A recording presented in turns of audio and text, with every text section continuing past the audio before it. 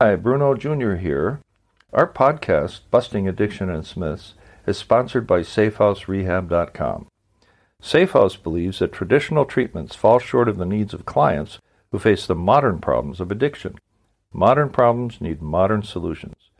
Multiple addictions, multiple relapses, multiple triggers, and cheaper and more powerful street drugs set up unprecedented challenges facing treatment centers. What is needed is a more sophisticated approach, a better way forward. There are 3 reasons to choose our progressive modern treatment program. 1, a more sophisticated intake process. 2, technology proven to enhance recovery. And 3, the most robust aftercare program in our sector. To learn more, visit us at safehouserehab.com.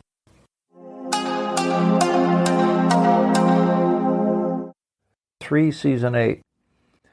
From the Playboy mansion to the dumpster. This is a story of redemption and enlightenment, and it comes from an old friend whom I've known for 20 years. His name is Tom M., and he comes from New Jersey, where he rose to the heights and also met his end, on the ground behind a dumpster. It starts like this, and I'll let him tell it. Quote, I was the beneficiary of a very supportive and affluent family. My mom was a psychiatrist. My dad was an investment banker on Wall Street in New York.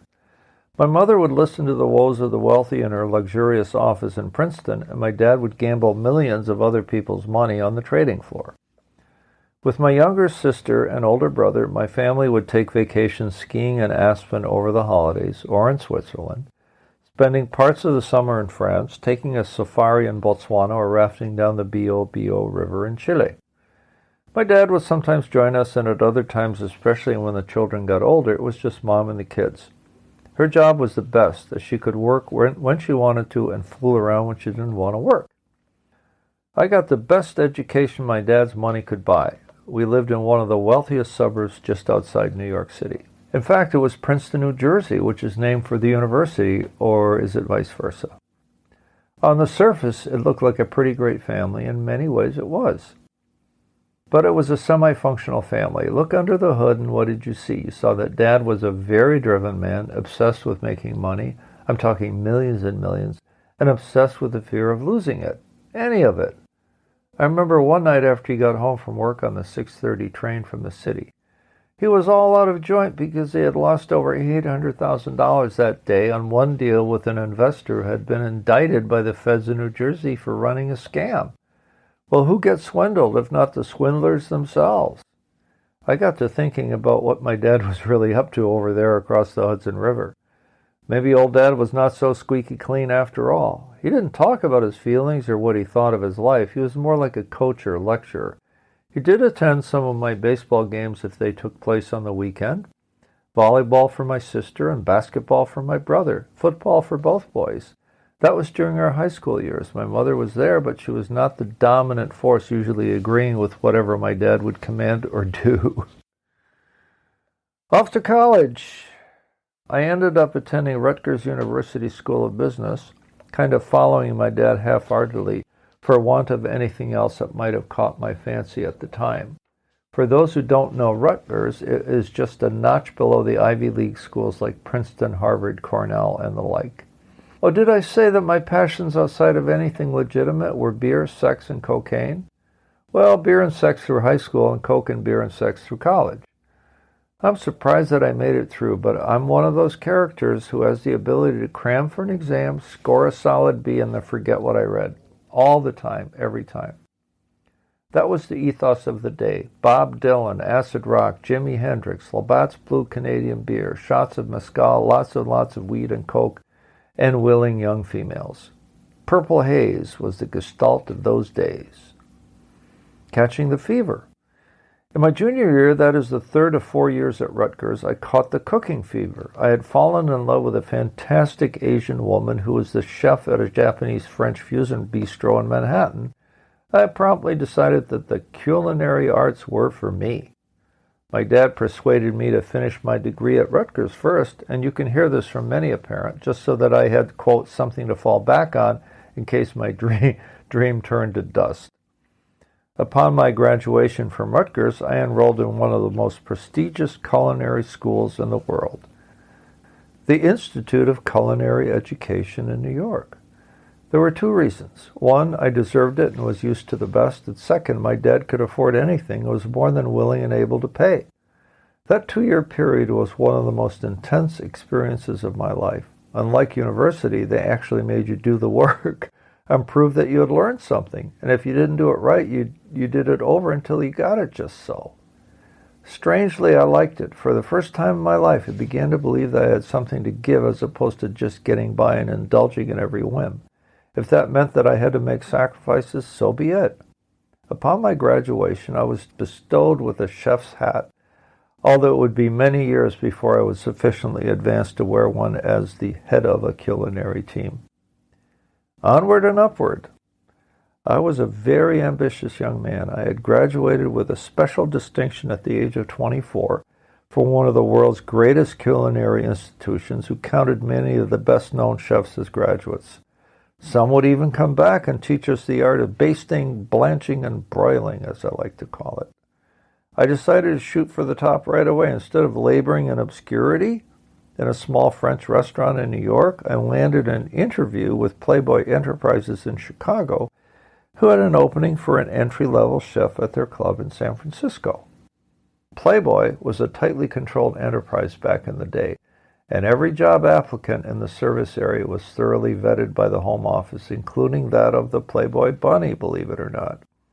I worked with a feverish ambition to reach the top. It wasn't long before my, quote, genius was recognized in San Francisco, and I was made head chef there after 2 years.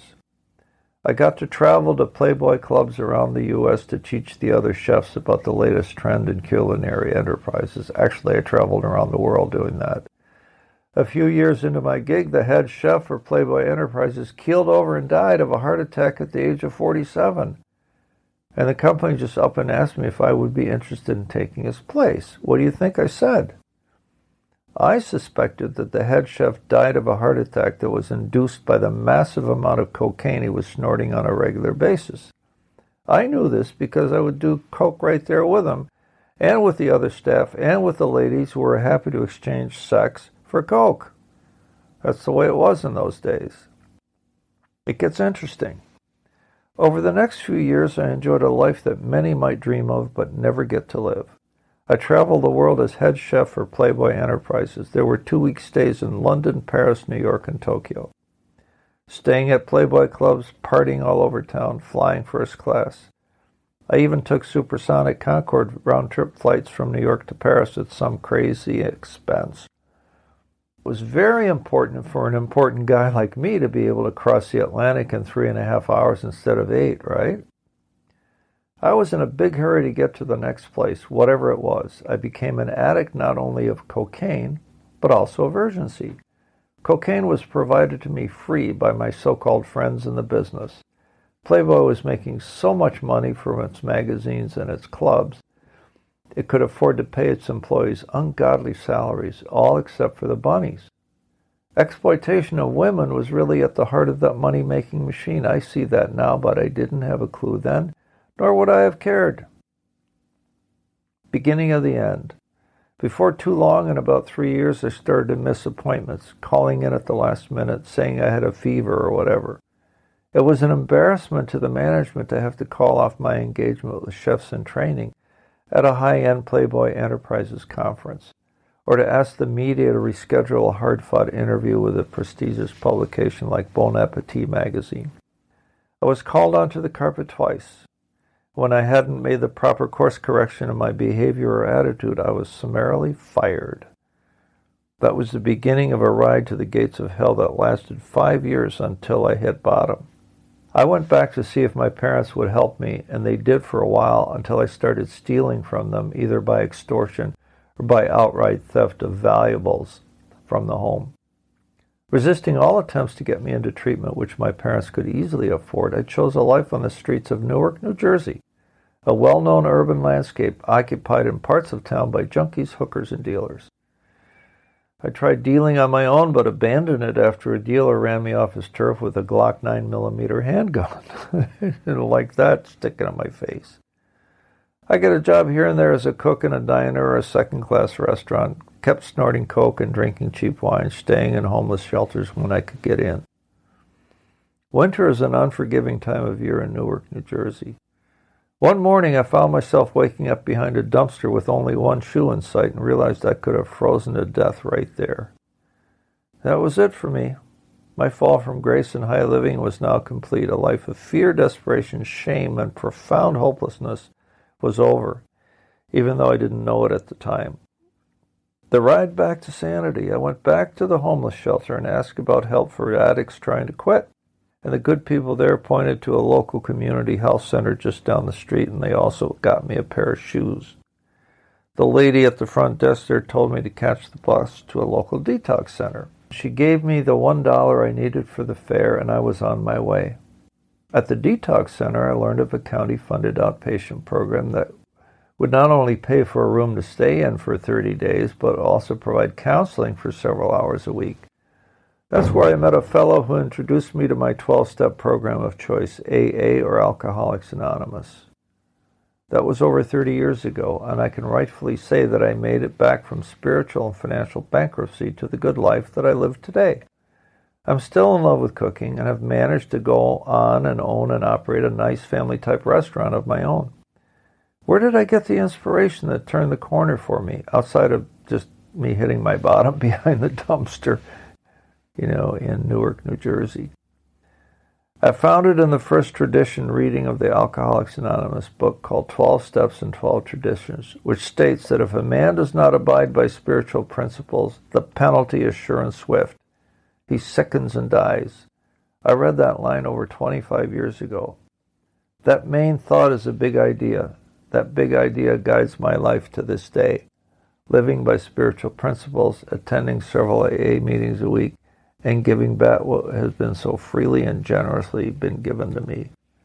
Living the AA way of life, a life of surrender to the good, has been the greatest blessing a man could ever have. Close quote. So what did we learn from Tom's story today? Number one, a fine pedigree and all the material advantages one could possibly want does not make anyone immune to the lure of addiction. 2, getting caught up in the high life creates an artificial sense that it could never end when the end is closer than it appears. 3, even getting fired from one of the greatest jobs in the world wasn't enough to wake Tom up. The addiction had overpowered him, clouding his judgment as to the reality of his condition. 4, it took him almost freezing to death behind a dumpster to finally get him to admit defeat. 5, guided by spiritual principles as taught by Alcoholics Anonymous, restored Tom to sanity, allowing him to live a happy, sober, and productive life.